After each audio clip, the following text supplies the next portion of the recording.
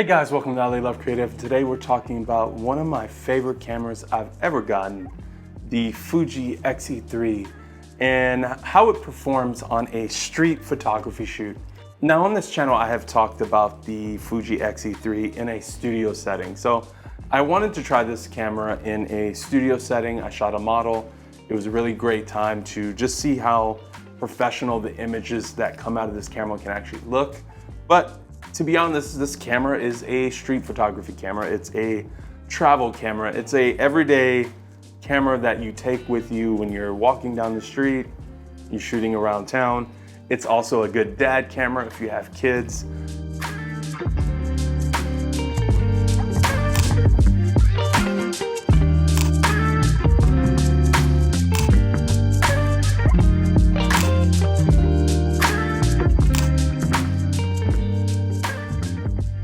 And I felt like I wanted to talk about in this video my thoughts on this camera on a street photography photo shoot. Now I shoot fashion, I don't do street photography, but I felt like shooting run and gun and shooting around town is more of what this camera really shines with, and I want to talk about my experience with that. Now I recently had a shoot with a model from an agency I work with. Her name was Hannah. Great model. We just had a great time running around shooting different looks at different spots. We were running and gunning in LA. So one of the first things I did with this camera is we shot a pink wall with a pink outfit. And I really just wanted to mess around with shooting this early in the morning. I love the fact that it didn't draw a lot of attention. I like the fact that it's a compact, almost tourist looking camera that you can throw out, pull out, and just snap some photos and people don't really pay attention to you, which I think is great for street photography and for run and gun photography. And with this photo shoot, I only used two different lenses. I used the 23mm on the Fuji and also the 35mm. So you're roughly looking at something around the lines of like a 35 equivalent and a 50mm equivalent on this camera because of the crop.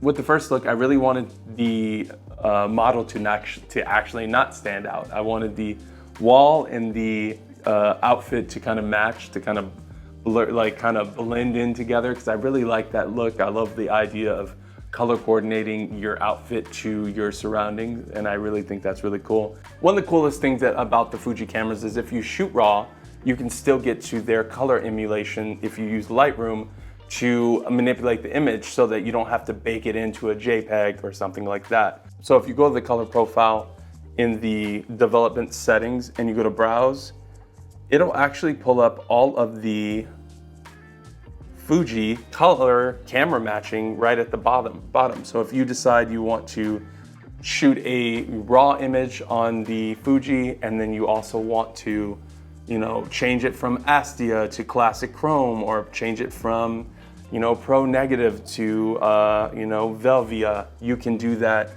on Lightroom, and that is an awesome feature. That way if you shoot raw, you can actually get to the film emulation that you desire without having to bake it into the image, and I think that's a really cool feature.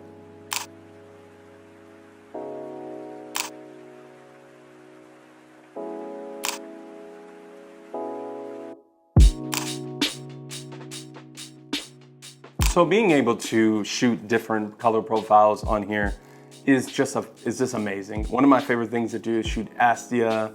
I like to shoot classic chrome. I think a lot of the colors that come out of the Fuji are very filmic, and I think that's what everyone is crazy about with the Fuji, is that film prices are getting crazy, development costs are very expensive, and people are just looking for character with their images.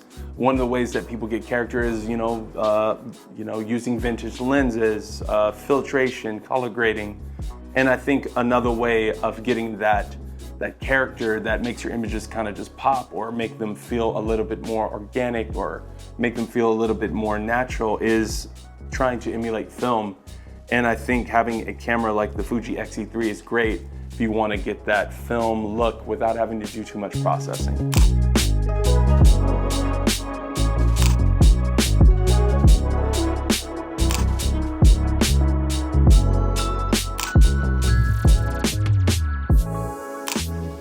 One of the things that I don't like about the Fuji X-E3, and it's not a big deal because this was always supposed to be a photography dad camera, a running gun, you know, street photography camera for me, just for my daily inspirations, just for my daily drivers, my daily work, walk in the park, that type of thing.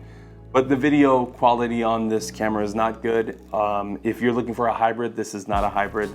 I would only actually look at the X-E3, X-E4, the 100V as photography cameras. They don't have the features that I'm looking for in a video camera or a hybrid. In this video, I'm showing a lot of footage of the actual Fuji X-E3. It doesn't have stabilization, so what I had to actually do with the X-E3 was I had to put it on my Ronin stabilizer, a hassle, another piece of equipment I had to bring. But at the end of the day, this camera doesn't have any stabilization, so it was either that or just very, very shaky footage because the camera is very light. So with the X-E3, just keep in mind there's no stabilization. The video quality is not the best. The autofocus is not the best in video. It's pretty good in photography, but just keep in mind that it's not the best either when it comes to autofocusing, when it comes to video. But it does do a decent video, just it's not the best. Now the last shoot, we did two different things. We had two different looks with the same outfit. Now, one of the things I love about a camera like this is, like I said, it's low profile, it's small, it's compact. I took the 23 and the 35mm Fuji lenses and I basically shot this model in front of a liquor store. I went into the liquor store, I bought a soda. I thought it would look really cool. It was the same color as the dress that this model had on. And I really wanted this vibe of like her in front of a liquor store looking glamorous. The contrast of those two different things of like the liquor store being kind of like grimy, and then having her have this, you know, glamorous dress with these big earrings, drinking a soda on a summer day. I think that was really cool. And I think the images popped. Now, when you do stuff like this, know that the owner of the liquor store was on my ass the whole time, looking at me like, what are you doing?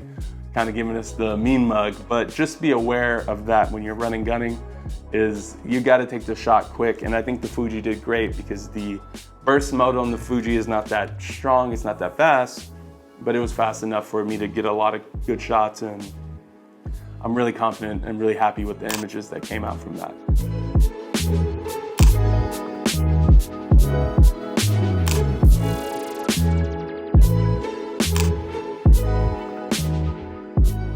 Now with that same outfit, I was like, you know what, let's try to get some European vibes. Let's try to go for a summer day, the sun's beaming on you, stone, like I wanted like a European, almost like travel vibe for the fashion shoot.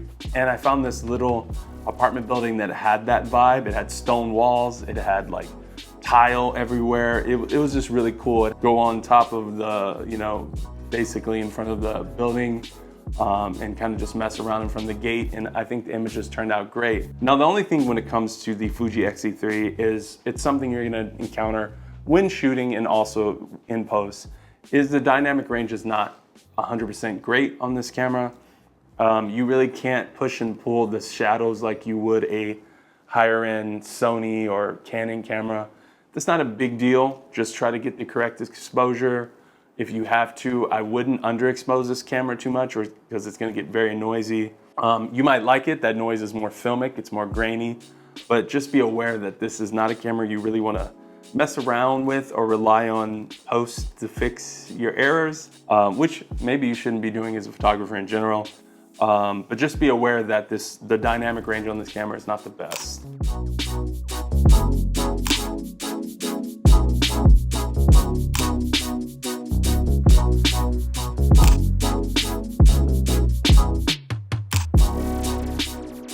So that's basically all I have to say about the Fuji X-E3. It's compact, it's stylish. If you are in the market for the Fuji 100V and you can't get one, you can get a X-E3 for cheap. I don't know, they might not be cheap anymore, but I got this camera for about under $500, and you get an interchangeable lens mount on your camera as opposed to the 100V, which has a fixed mount. And that to me is kind of a no a no-brainer. I can't have a camera that I can't change the lens, because I want to buy lenses. I want to buy a lot of lenses. So I think the Fuji X-E3 is a awesome powerhouse of a camera. I think you should definitely consider it if you're looking for a Fuji. So that's all I have to say today on this video. If you have any questions about photography or videography, let me know in the comments below, and I will see you next time. Peace.